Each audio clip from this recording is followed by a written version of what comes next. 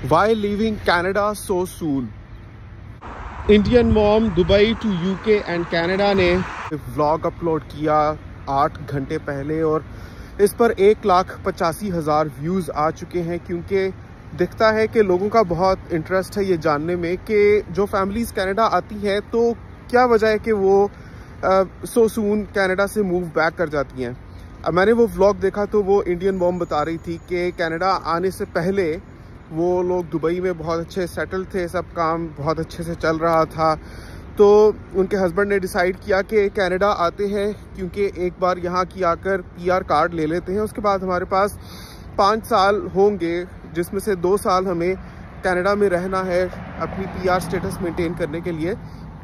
तो कनाडा आते हैं और यहाँ की पीआर लेते हैं और फिर मूव बैक कर जाएंगे दुबई, 3 साल वहाँ गुजार कर फिर उसके बाद 2 साल के लिए कनाडा आ जाएंगे अपनी पीआर को मेंटेन करने के लिए। ये तो बहुत अमीर लोग ही अफोर्ड कर सकते हैं, क्योंकि अगर मैं इस चीज़ को देखूं कि जैसे हम पाकिस्तान से कनाडा आए थे पिछले साल, तो हमारे जो यहाँ आने के खाली टिकट्स थे तकरीबन 6 लाख रुपए के थे, और उस वक्त तो जीनिया का सिर्फ 25% टिकट चार्ज हुआ था क्योंकि वो 1 साल भी कम की थी, और जोहा का आई थिंक 75% टिकट चार्ज हुआ था। अब की बात करूं तो अगर हम कहीं पर एज अ फैमिली मूव करते हैं तो दोनों का फुल टिकट भी चार्ज होगा, और अगर हम पाकिस्तान से कनाडा आते खाली पीआर कार्ड ले लेने के लिए और उसके बाद हम पाकिस्तान वापस चले जाते ये सोच के कि 5 साल हैं उसमें से 2 साल हम रहेंगे कनाडा तो अपनी पीआर मेंटेन कर लेंगे, तो ऑब्वियसली हमें 1 वे टिकट्स की बजाय रिटर्न टिकट्स लेने पड़ते, और वो तो फिर 2023 की बात थी। आज की तारीख में इन टिकट्स की बात की जाए,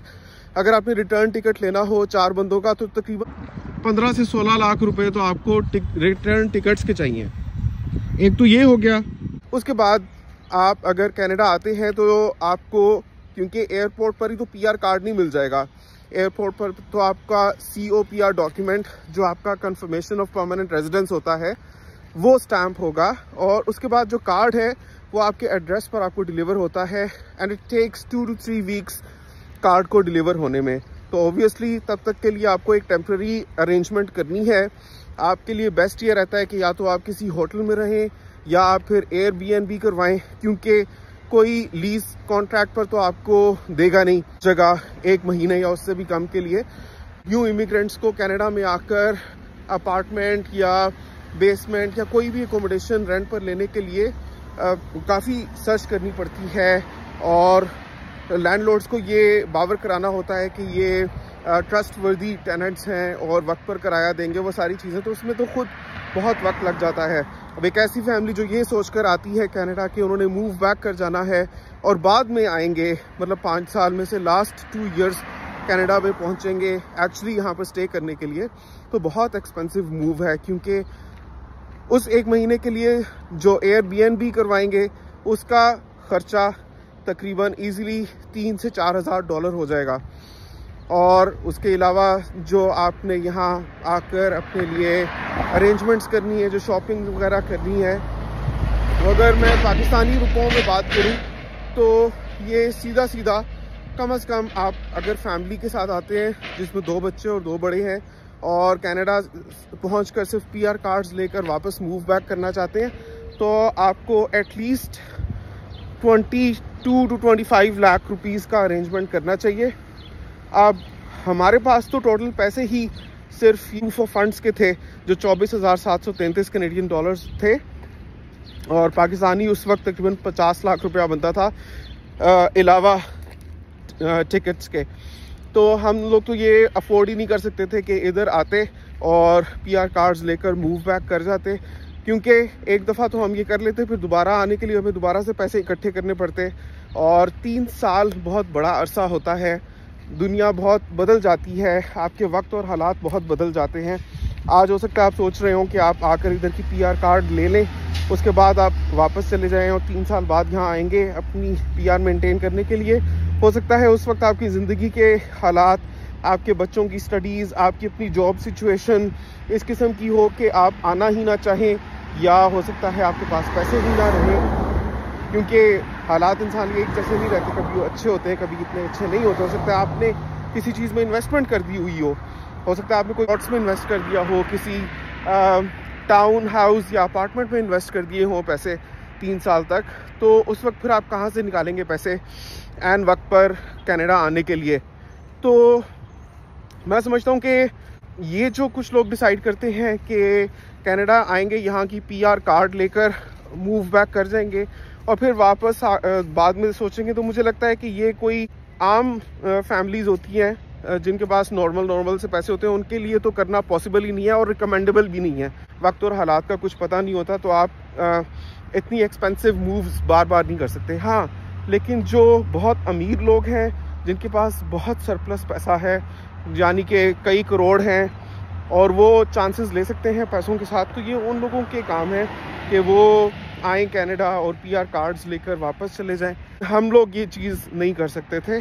और मुझे लगता है कि अगर आप इंटरेस्टेड हैं सच में कनाडा की PR के लिए लॉन्ग टर्म, क्योंकि आपको लगता है कि जैसे आपके बच्चे बड़े होंगे तो उनकी स्टडीज़ में काम आएगा, उनकी PR काम आएगी कि सस्ते में उनको एजुकेशन हासिल करना मिल सकेगी, कनाडा की हायर एजुकेशन जो दुनिया भर में मानी जाती है, जिसकी क्रेडिबिलिटी है, जिसकी बेसिस पर बहुत अच्छी जॉब्स मिल जाती हैं, तो डेफिनेटली उसके लिए being a PR benefits you a lot, because being a PR आपको उतना ही पे करना पड़ता है जितना यहाँ के लोकल सिटीजन्स को पे करना पड़ता है, which is much lesser than the fees charge to foreign students या इंटरनेशनल स्टूडेंट्स।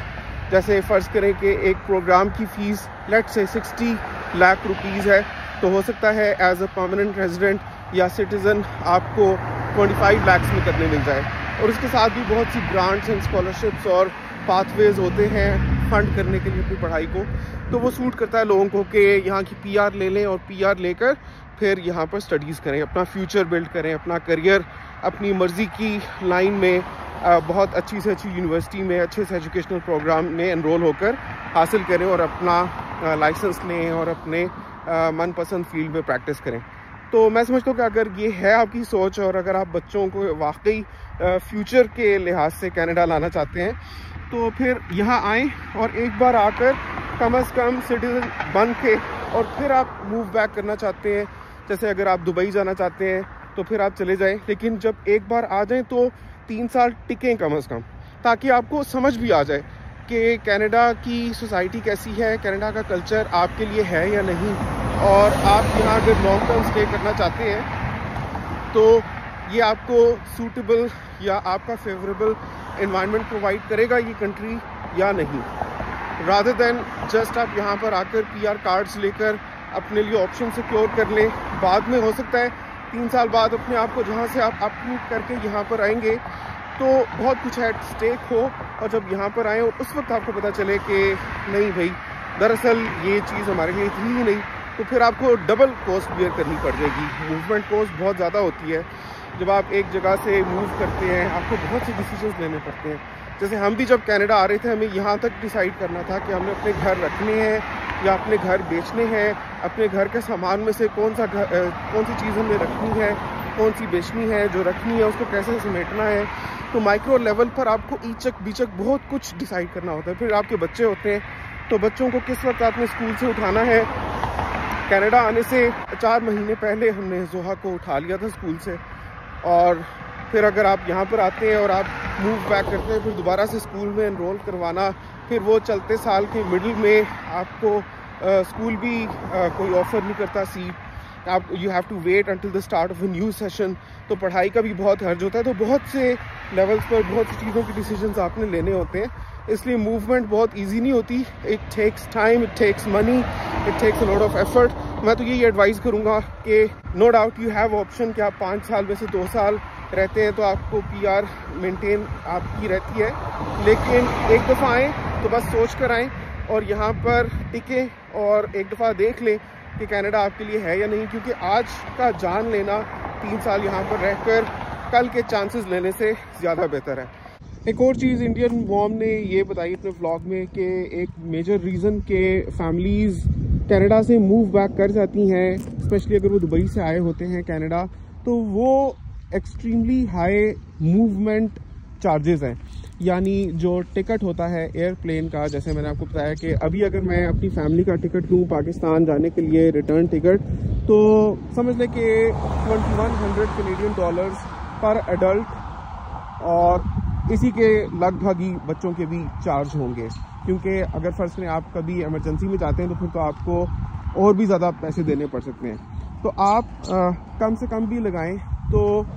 2000 अगर आप लगाते हैं, 2000 इंटू 4 कर लें, 8000 कैनेडियन डॉलर्स बनता है। तो 8000 को अगर हम 2 लाख से भी मल्टीप्लाई करें तो 16 लाख रुपया सीधा सीधा रिटर्न टिकट है 4 बंदों का, कनाडा से पाकिस्तान और पाकिस्तान से वापस कनाडा आने के लिए। तो 16 लाख रुपया जोड़ते जोड़ते काफ़ी वक्त लग जाता है, बहुत चीज़ों पर कॉम्प्रोमाइज़ करना पड़ता है, तब आप इतने पैसे बचा पाते हैं कि आपके पास 16 लाख रुपए हो। तो वो एक दफ़ा के आने जाने में अगर खर्च हो जाए तो उसका अगर आप मुकाबला करें दुबई के साथ, तो मुझे याद है कि 2017 में 2016 में जब मैं दुबई से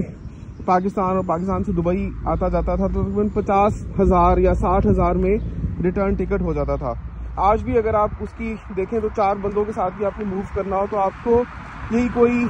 2.5 से 3 लाख रुपए लगेंगे और आप मूव कर सकते हैं। तो आप 2.5 लाख का कंपैरिजन करें 16 लाख के साथ तो आपको पता चलेगा कि कितना डिफरेंस है। तो लोगों के लिए रिश्ते बहुत इंपॉर्टेंट होते हैं, वो देखते हैं कि उनको साल में खुशी गमी के मौक़ों पर, जैसे फ़र्ज़ करें कोई ईद है, कोई त्यौहार है आपकी हिंदुओं के लिए, जैसे दिवाली होती है, तो ये लोग मूव करना चाहते हैं, अपनी फैमिलीज़ को विज़िट करना चाहते हैं, तो वो बहुत मुश्किल हो जाता है कनाडा से करना, कनाडा से पाकिस्तान जाना या कनाडा से इंडिया जाना। तो ये because of the very high cost of plane tickets कुछ फैमिलीज़ डिसाइड करती हैं कि जैसे अगर वो दुबई से आए हैं कनाडा तो वापस दुबई मूव बैक कर जाएँ। तो ये एक बहुत सॉलिड रीज़न वाकई है कि कनाडा इतना दूर है पाकिस्तान इंडिया से कि वहाँ बहुत फ्रीक्वेंटली नहीं जाया जा सकता because of the extremely high air fare. आप लोग क्या सोचते हैं इस बारे में नीचे कमेंट्स में ज़रूर बताइएगा और हमारा कनाडा को ज़रूर सब्सक्राइब कर लें। आपसे मिलता हूँ अगली वीडियो में, तब तक के लिए अल्लाह हाफ़िज़।